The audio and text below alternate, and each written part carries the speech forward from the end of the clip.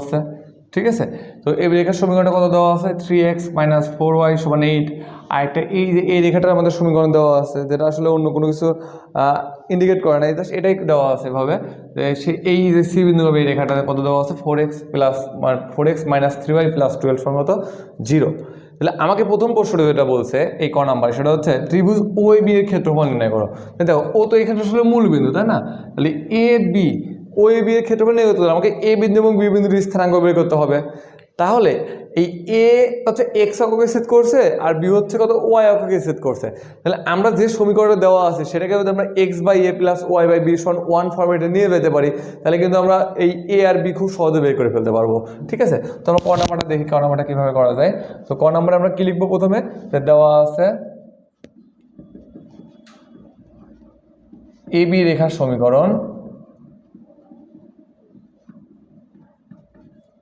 তাহলে এই A B রেখার সমীকরণটা কত দেওয়া আছে 3x - 4y = 8। তাহলে এটাকে আমরা এই ফরম্যাটে নিয়ে যাবো। দেখো x/a + y/b = 1, ঠিক আছে। তাহলে আমরা এইটাকে যদি আমরা এই পাশে 1 বানানোর জন্য আমরা কী কাজ করি 8 দ্বারা ভাগ করি, তাহলে এটাকে আমি লিখতে পারি 3x/8 - 4y/8 = 1। তাহলে এই 3টা আবার নিচে পাঠিয়ে দিতে পারি x/8/3, এখানটায় প্লাস দাও y/8 কত বলতে পারো 4, আর এখানে যেহেতু প্লাস তাহলে এখানে আমি একটা মাইনাস দিয়ে দেই = 1। তাহলে এটাকে এইভাবে লিখতে পারি x/8/3 প্লাস y/ কত, এখানে কত লেখা যায় বলো -2 = কত 1, ঠিক আছে। তাহলে এইটা হচ্ছে এক্স অক্ষের ছেদবিন্দু, এটা হচ্ছে ওয়াই অক্ষের ছেদবিন্দু। তাহলে এক্স অক্ষে কত আছে এ, তাহলে এ বিন্দুর স্থানাঙ্ক হবে হচ্ছে 8/3, আর এক্স অক্ষে ওয়াই এর মানটা 0, তাহলে একটা হবে 0, ঠিক আছে। আর এইখানে যদি আমরা বি বিন্দুর স্থানাঙ্ক বের করতে চাই, তাহলে বি বিন্দুর ক্ষেত্রে হচ্ছে ওয়াই অক্ষের উপর, তাহলে এক্স এর মানটা হবে 0, তাহলে এই যে 0 আর কত -2, ঠিক আছে।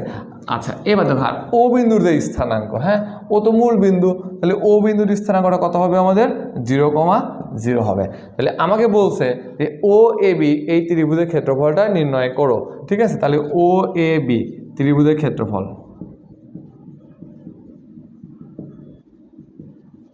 ঠিক আছে।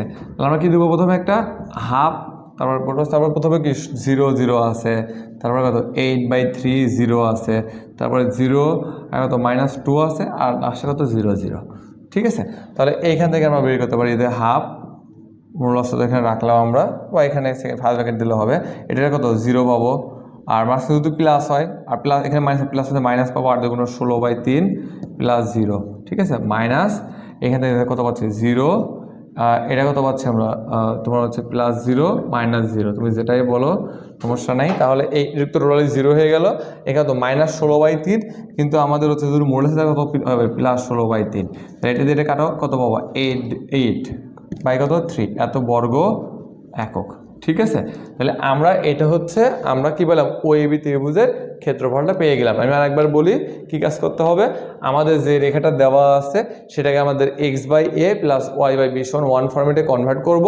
কনভার্ট করার পর আমি এ এবং বি বিন্দুর স্থানাঙ্কটা বের করব। এই যে এ এবং বি বিন্দুর স্থানাঙ্কটা বের করলাম, যেহেতু আমাদের ও এ বি বলছে তার মানে ও হচ্ছে মূল বিন্দু, তাহলে মূল বিন্দুর সাথে দিয়ে আমরা এই যে ক্ষেত্রফলের সূত্রটা অ্যাপ্লাই করে তার সামনে বের করে ফেললাম 8/3 বর্গ একক। তো আশা করি এটা বুঝতে পারছো। আমরা পরেরটা দেখি, পরেরটা কীভাবে করতে পারি আমরা।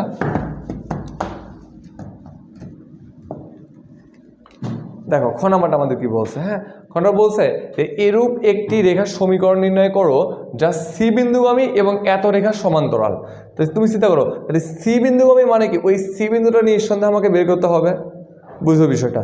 সি বিন্দুগামী বলতে বলছে আমাকে সি বিন্দুর মানটা কিন্তু আমাকে বের করতে হবে, ঠিক আছে। তাহলে আমরা এখানে ধরো দেওয়া আছে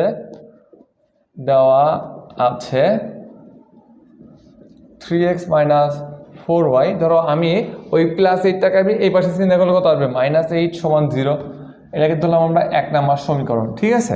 আর একটা সমীকরণ কত দেওয়া আছে বলো, এই যে এইটা, আর একটা দেওয়া আছে 4x - 3y + 12 = 0, এটাকে ধরলাম 2 নাম্বার সমীকরণ। এই যে সি বিন্দুটা, এই সি বিন্দু মানে আমাকে কিন্তু সি বিন্দুর মানটা বের করতে হবে। এখন তুমি খেয়াল করো এই সি বিন্দুটা এই 1 নাম্বার রেখা এবং 2 নাম্বার রেখার কি ছেদ বিন্দু না, তাহলে আমাকে যে কাজটা করতে হবে এই 1 নং রেখার এবং 2 নং রেখার আমাকে ছেদ বিন্দুটা বের করতে হবে, ঠিক আছে। তো তোমরা চাইলে ক্যালকুলেটর ব্যবহার করে কিন্তু ছেদ বিন্দু ইজিলি বের করে ফেলতে পারবা, ঠিক আছে। অথবা তোমরা আর গুণন পদ্ধতিতেও করতে পারবা, কোনো সমস্যা নাই, ঠিক আছে। তো আমি আর গুণন পদ্ধতি একটু দেখাই দিই যে আর গুণন পদ্ধতি আসলে কীভাবে সলভ করতে হয়। প্রথমে দেখো আমরা এভাবে লিখি যে 1 ও 2 নং সমাধান করে, বা আমরা জাস্ট এভাবে লিখি যে আর গুণন পদ্ধতিতে যদি হিসাব করি এক্স ডিভাইড বাই, যখন আমি এক্স লিখবো তখন এক্স এর টার্মটা বাদ যাবে, এই দেখো এক্স এর টার্মটা বাদ। এবার এই ওয়াই এর সঙ্গে আমার এটাকে গুণ করতে হবে, তাই কত পাবো বলো, -48, 4×48, আর সবসময় সূত্র হবে একটা মাইনাস, ঠিক আছে। এবার এটা দিয়ে এটাকে গুণ করো, মাইনাস কত হবে প্লাস, 3 কত 24, প্লাস মাইনাসে মাইনাসে হবে কত 24, সমান ওয়াই লিখতে হবে। যখন আমি ওয়াই লিখবো, হ্যাঁ, তখন এই ওয়াই এর টার্মটা বাদ দেবো আমরা, এই টার্মটুকু বাদ। আরেকবার আমরা উপর থেকে শুরু করছিলাম, এবার আমরা নিচ থেকে শুরু করবো, এটা দিয়ে এটাকে গুণ করো, তাই কত পাচ্ছি -32, সূত্রের একটা মাইনাস, এবার এটা দিয়ে এটাকে গুণ করো, তাহলে মাইনাস কত পাবো 3 × কত 36, ঠিক আছে। এবার ইকুয়াল, এবার আমরা কত দেবো, এইখানে কোনো কিছু থাকুক না থাকুক সবসময় আমরা কনস্ট্যান্টটাকে 1ই ধরবো, কত ধরবো 1 ধরবো, ঠিক আছে। তাহলে আমরা যদি 1 ধরি তাহলে আমাদের এই যে কনস্ট্যান্ট টার্মটুকু বাদ, তাহলে এটা দিয়ে এটাকে এবার আবার উপর থেকে এবার এটা দিয়ে এটাকে গুণ করো, তাহলে 3 3 কত পাবো 9, তাহলে যেহেতু মাইনাস আছে -9, সূত্রের একটা মাইনাস, এবার এটা দিয়ে এটা গুণ করো, 4 4 কত 16, কিন্তু এখানে মাইনাস কত +16, এই যে এইভাবে আমরা এই মানটা বের করব। বের করার পর এখন আমি এইটা সমান এটা বলতে পারবো, এটা সমান এটা বলতে পারবো, এইখান থেকে আমরা ইজিলি এক্স এবং ওয়াই এর মানটা বের করে নিতে পারবো, ঠিক আছে। তাহলে এখানে আমরা এভাবে বলতে পারবো, এখানে এক্স ডিভাইড বাই, দেখো এটা কত আসে মাইনাস কত 2, হাতে আমার 1, তাহলে 3 7, -72 সমান 1 ডিভাইড বাই, এখানে কত পাচ্ছ শুধু 7, বা x সমান -72 বাই কত 7, এটা পারলে তুমি হচ্ছে এই হচ্ছে প্রথম ছেদ বিন্দুটা।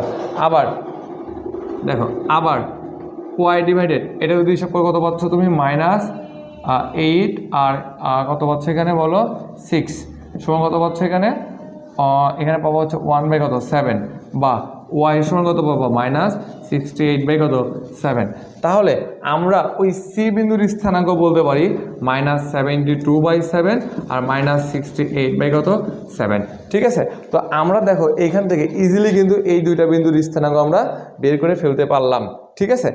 এখন আমরা যে কাজটা করব সেটা হচ্ছে কি, আমাকে কি বলছে এখানে, আমাকে বলতেছে কি যে সি বিন্দুগামী, এই যে দেখো আমরা এই সিটা কিন্তু ইজিলি বের করলাম, তাই না, এই সিটা কিন্তু আমরা ইজিলি বের করলাম। এখন আমাকে এত রেখার সমান্তরাল, তাই যে রেখাটা দেওয়া আছে ওই রেখার সমান্তরাল সরেখার সমীকরণ আমরা ধরে নিব। তাহলে আমরা এখানে লিখি, মনে করি x - y + 2 = 0 রেখার সমান্তরাল রেখার সমীকরণ। আচ্ছা, সমান্তরাল রেখা যখন আমরা সমীকরণ বের করি তখন কিন্তু আসলে এই x এবং y এর সহগে কোনো পরিবর্তন হয় না, যেমন আছে তেমনই থাকে। তাই কত হবে x - y, শুধুমাত্র কি চেঞ্জ হয়, এই যে কনস্ট্যান্ট এখানে থাকুক না থাকুক, প্লাস থাকুক মাইনাস থাকুক, যাই হোক অলওয়েজ প্লাস কে সমান কত হয় 0, এটাকে ধরো 3 নম্বর সমীকরণ। এখন যা এই সমীকরণটা কত বিন্দুগামী, সি বিন্দুগামী না, সি অর্থাৎ হচ্ছে -72 বাই কত 7, -68/7 এত বিন্দুগামী, ঠিক আছে। তাহলে এই যে এই প্রথমটা এক্স এর পরেরটা ওয়াই এর মান এখানে বসায় দাও, তাহলে -72/7, আর এই মাইনাস আর এই মাইনাস কত হয়ে যাবে +68/7 প্লাস কে সমান 0।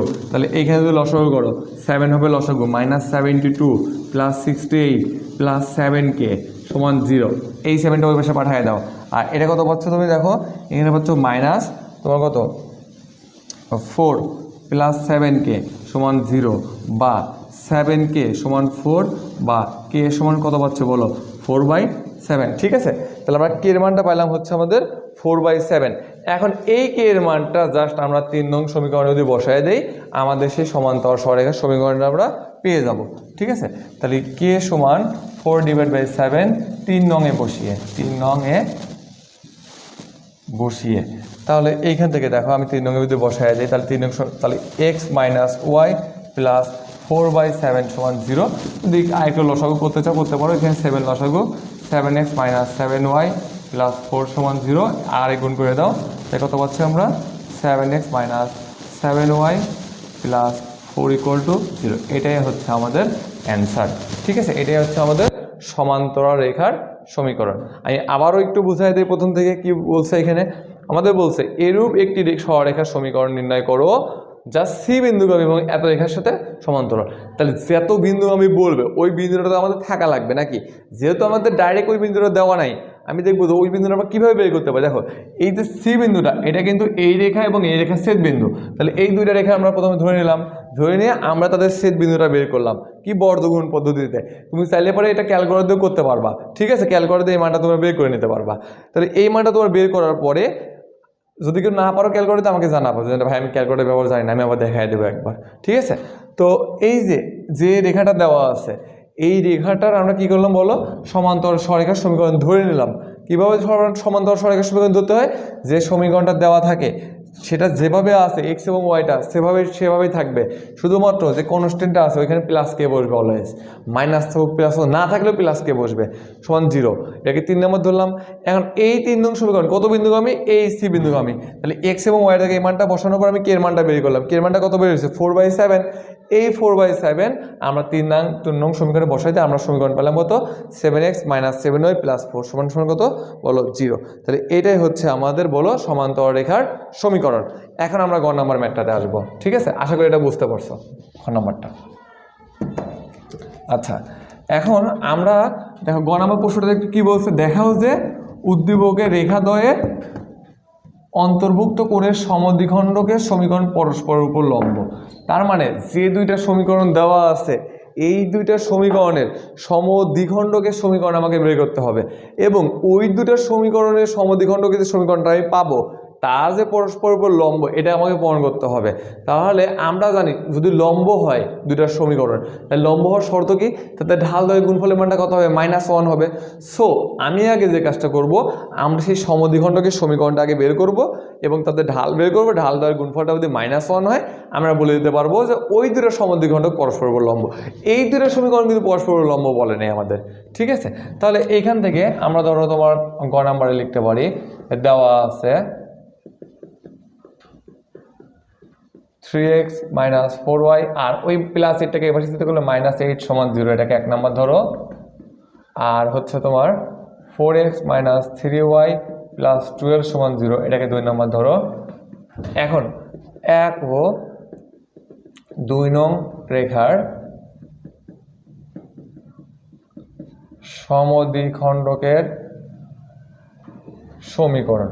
আচ্ছা দুইটা রেখা যদি দেওয়া থাকে তো সমদ্বিখণ্ডকের সমীকরণ কিভাবে নির্ণয় করতে হয় আমরা আশা করি জানি। এখানে তো সূক্ষ্মকোণ বা স্থূলকোণ বলে নাই যে আমার আরও মাথা ব্যথা আছে, ঠিক আছে, বাস একদম ইজি প্রসেস। কি করবা, প্রথম সমীকরণ লিখবা, এই যে প্রথম সমীকরণ ডিভাইডেড √, এই প্রথম সমীকরণের x এর সহগের উপর স্কয়ার প্লাস y এর সহগের উপর স্কয়ার। প্রথম সমীকরণে x এর সহগ কত বলো 3 প্লাস y এর সহগ কত -4 তার উপর স্কয়ার সমান প্লাস মাইনাস দ্বিতীয় সমীকরণ লিখবা, দ্বিতীয় সমীকরণ কত 4x - 3y + 12 ডিভাইডেড, মানে এই ডান পাশে 0 রাখতে হবে কিন্তু মাথায় রেখো এটা, ডিভাইডেড √4 এর উপর স্কয়ার প্লাস -3 এর উপর স্কয়ার, ঠিক আছে। এখন দেখো তুমি কিভাবে হিসাব করতে পারো, বা এখানে 3x - 4y - 8 ডিভাইডেড √, এখানে 3 উপর 9 আর কত 16 25 √25 সমান plus minus 4x - 3y plus কত 12, এখানেও কত পাচ্ছি √25 পাচ্ছি, √25 তুলে দাও। এবার প্লাস ধরে একটা সমীকরণ পাবো, মাইনাস ধরে একটা সমীকরণ পাবো। এইখানে কিন্তু আমাকে স্থূলকোণ বা সূক্ষ্মকোণ নিয়ে কোনো চিন্তা করতে হবে না, তার সমীকরণ বের করতে পারলেই হবে, ঠিক আছে।